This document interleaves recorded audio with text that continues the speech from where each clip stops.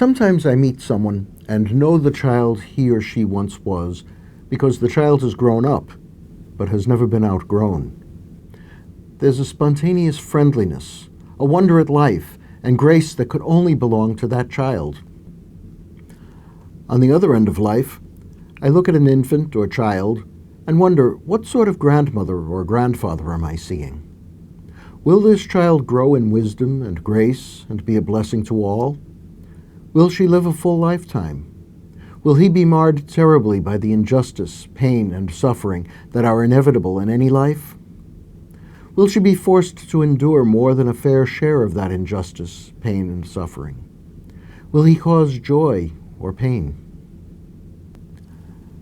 Luke's Gospel presents two pregnant women. Luke tells us that each had reason to believe the child she carried was a son. We are also told that each of them was pregnant through an extraordinary act of God. Otherwise, they knew as little as any mother does about the child she bears.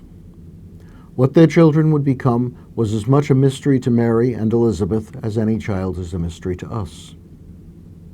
Elizabeth's child became a desert-dwelling religious teacher who taught his disciples how to live before God. His forthright fulminations against evil eventually cost him his life. Mary's child followed his father's trade as a carpenter. Later, he became an itinerant preacher. Eventually, he too paid with his life for what he became.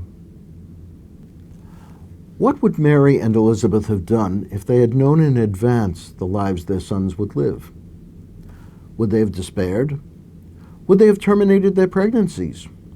Would they have done all in their power to prevent their sons choosing the paths they eventually traveled?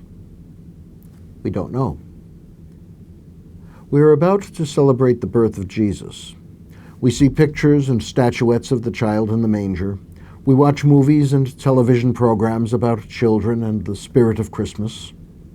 In many places, Christmas has become a festival for children. Christmas is, of course, much more than a child's feast. But it is indeed a time for us to reflect upon children and the gifts we give them, the legacy we leave them. It is not always a good one.